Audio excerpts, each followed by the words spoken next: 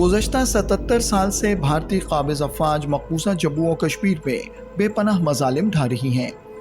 कश्मीर में भारतीय मज़ालिम के बायस गुज़श्ता 3 दहाइयों में 1 लाख के करीब कश्मीरी शहीद हो चुके हैं। इंतहा पसंद और नाम नहाद जमहूरी रियासत भारत का मकरू चेहरा अब दुनिया के सामने पूरी तरह बेनकाब हो चुका है, जब सयाहों की शक्ल में और यात्रा के नाम पर कई गैर रियासती बाशिंदों को वादी में दाखिल करके उन्हें पुश्तनी बाशिंदे की असनाद जारी की गईं। दरअसल आरएसएस के शिद्दत पसंदाना नज़रियात की हामिल भारतीय जनता पार्टी का असल एजेंडा मकबूजा वादी के आबादी के तनासुब को तब्दील करना है और मुसलमानों की अक्सरियत को अक़लियत में बदलना है। मोदी और इसके हवारी अच्छी तरह जानते हैं कि एक न एक दिन कश्मीर में राय शुमारी का इनेकाद करना पड़ेगा।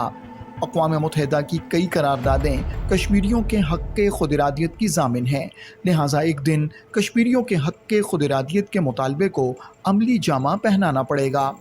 मुसलमानों का असली दुश्मन नरेंद्र मोदी इसी खौफ और डर की वजह से मकबूजा जम्मू और कश्मीर में अपने बेलगाम और खूंखार सिपाहियों के ज़रिए मुसलमानाने कश्मीर का कत्लेआम करवा रहा है।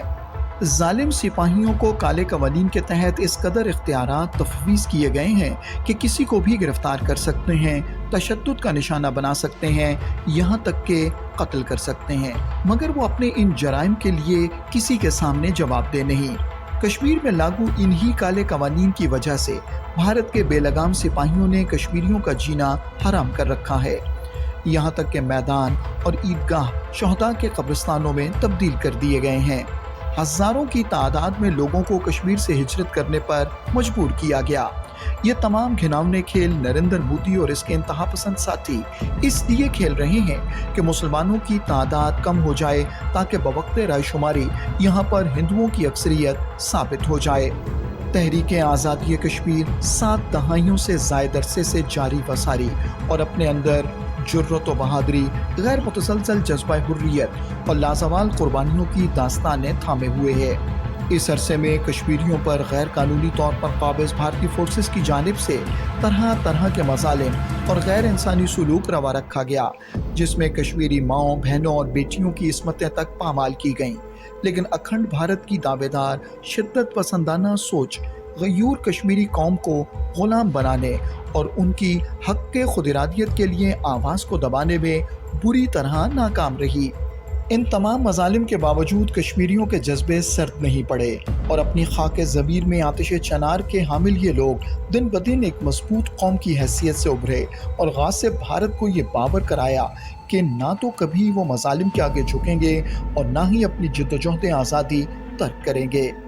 अब आलमी बरादरी की जिम्मेदारी बनती है कि वो मकबूजा कश्मीर में जारी इंसानी हुकूक की पामालियाँ रुकवाने और कश्मीरियों को उनका हक़ के खुद इरादियत देने के लिए अमली तौर पर इक़दाम करे।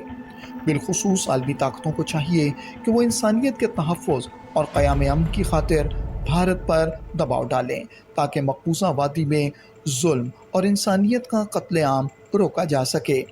अगर इंतहा पसंदी की अक़लियत कुश और फाशिस्ट सोच को ना रोका गया तो कश्मीर तो भारत से आज़ादी हासिल कर ही लेगा। इसके साथ साथ भारत के अंदर उठती आज़ादी की दीगर तहरीकें भारत के टुकड़े टुकड़े कर देंगी।